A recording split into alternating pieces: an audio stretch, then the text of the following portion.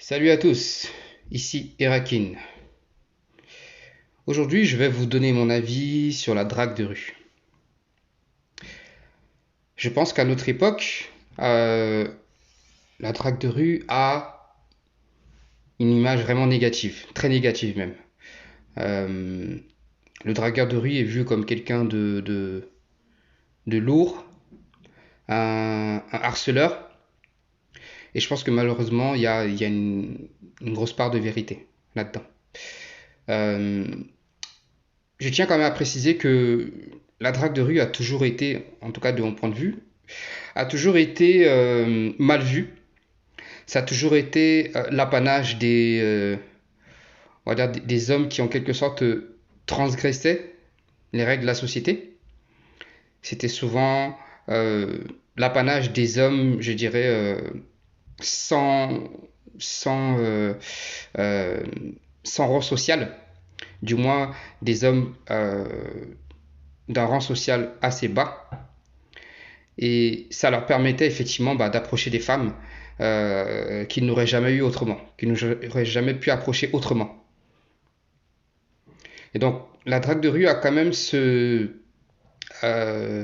cet aspect je dirais, euh, de moyen de faire grandir des hommes, de leur donner peut-être plus d'assurance, une carapace, une capacité de résilience.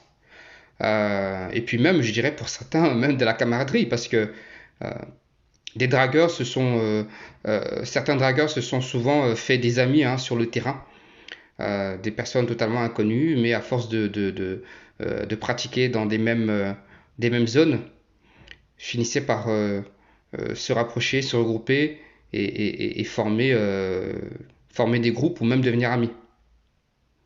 Donc pour moi, la drague de rue en soi n'est pas quelque chose de mauvais ou de négatif. C'est comme un couteau, c'est comme une voiture, c'est surtout ce qu'on en fait. Et c'est vrai qu'aujourd'hui, malheureusement, il y a tout un tas de relous, de mecs qui vont, je dirais, empirer la situation. Des mecs qui en réalité n'ont pas compris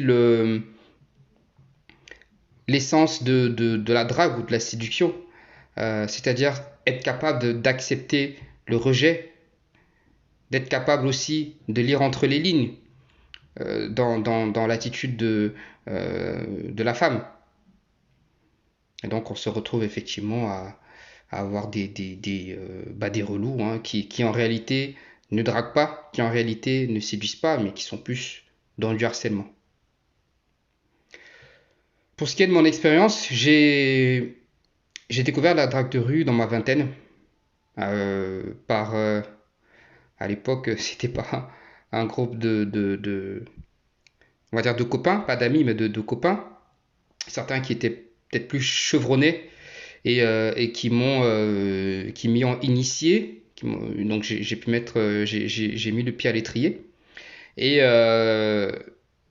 au départ, effectivement, comme beaucoup de mecs qui l'ont fait, il y a une forte appréhension. Et puis au bout d'un moment, très vite, on y prend goût, on se prend au jeu. Mais je pense que déjà à la base, l'essentiel, je pense que pour vraiment euh, aimer la drague de rue, pour vraiment le pratiquer, je pense qu'il faut profondément aimer les femmes. Sinon, très vite, on peut s'en lasser. Donc, je pense qu'il faut réellement aimer les femmes.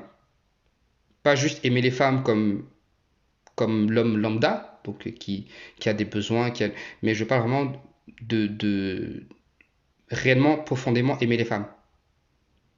Je pense que le point commun entre la plupart des dragueurs chevronnés, des mecs qui draguent, qui ont des expériences de dragueurs sur plusieurs années, c'est souvent en réalité des mecs qui aiment profondément les femmes. Et donc moi, pour ma part, j'ai commencé donc dans la vingtaine et oui, ça m'a permis de prendre confiance en moi.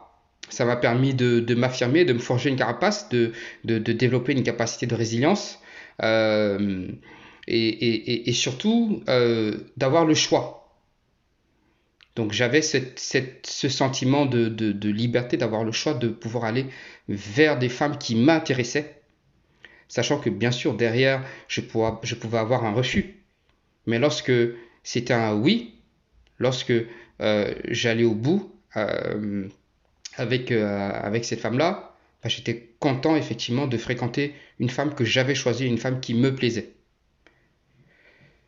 Donc ce que je peux en tirer, c'est qu'effectivement, je pense que notamment pour un jeune, je pense que la drague est nécessaire. Quand je parle d'un jeune, donc c'est notamment dans la vingtaine, début de la vingtaine jusqu'à peut-être fin de la vingtaine, je pense que c'est nécessaire. C'est nécessaire d'aller sur le terrain, de, de, de, de, de manger le bitume, hein, d'y passer du temps, d'autant plus qu'on est jeune, on a plus d'énergie, on a plus de temps libre. Je ne dis pas qu'il faille passer ses journées. Moi, pour ma part, c'était pas forcément le cas, mais j'avoue que j'y passais plus de temps. J'y passais pas mal de temps. Et donc, par la suite, on va dire, lorsque je suis arrivé autour de la trentaine, déjà peu de temps avant, quelques années avant, étant donné que je travaillais, bon, j'avais moins de temps, mais je continuais quand même à le faire de manière assidue. J'y passais moins de temps, parce que je travaillais, hein, j'étais salarié, donc j'avais moins de temps.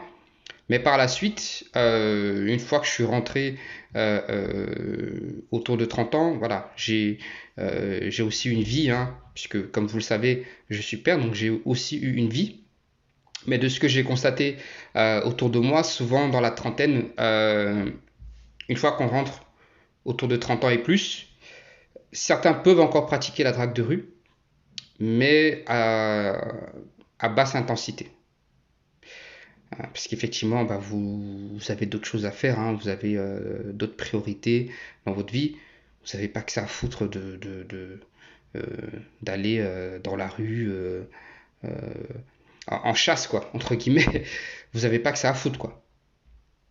Et donc, moi, pour ma part, on va dire actuellement en tant que euh, trentenaire avancé, donc, euh, et célibataire, bah, la drague de rue ne fait plus tant partie de ma vie.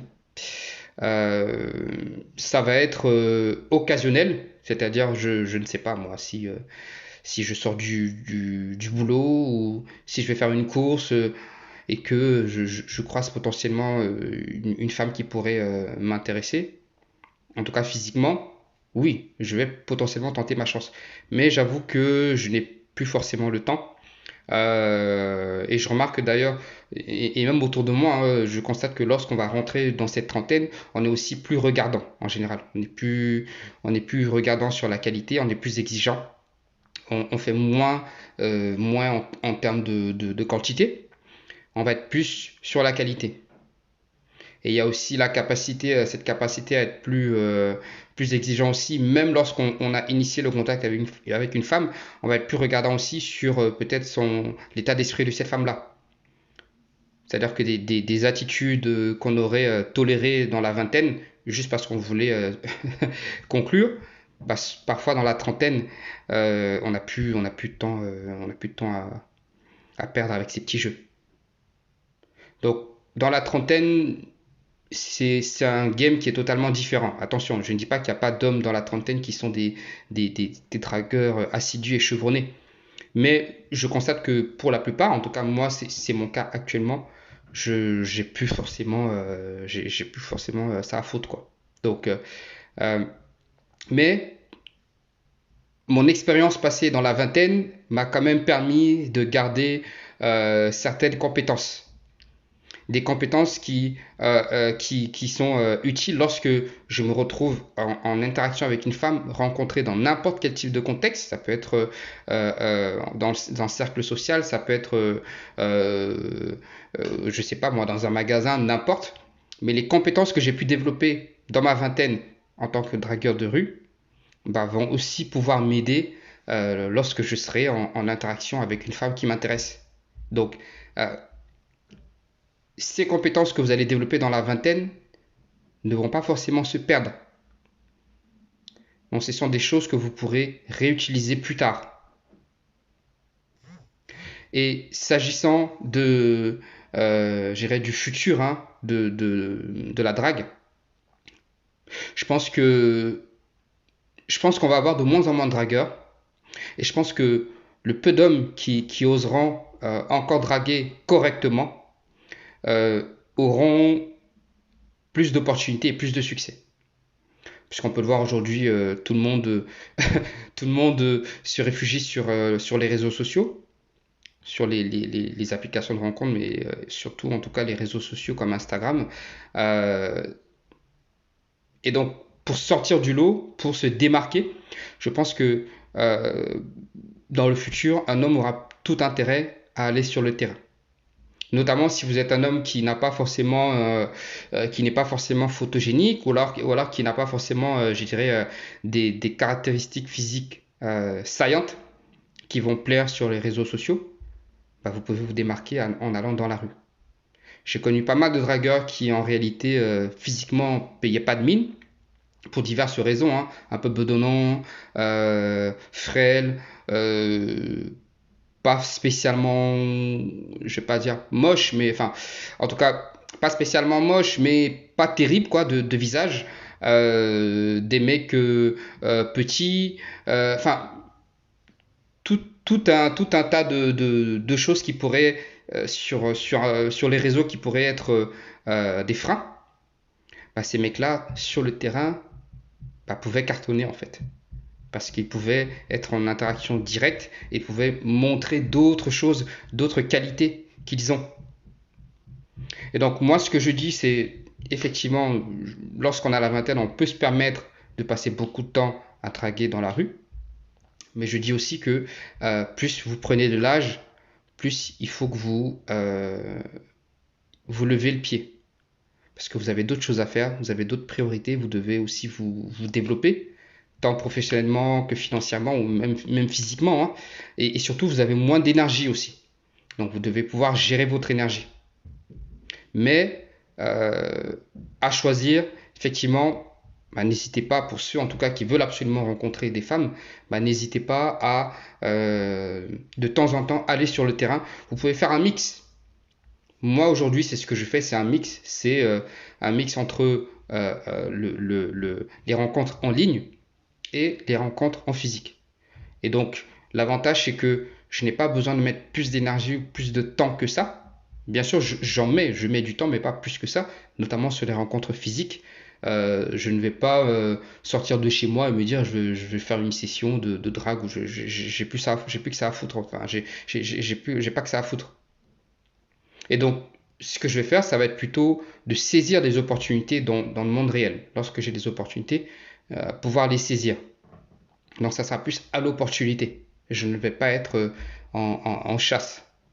Et je fais un mix avec effectivement les rencontres en ligne et voilà, ça me convient parfaitement. Donc c'est vrai, il y a le harcèlement de rue qui est réel.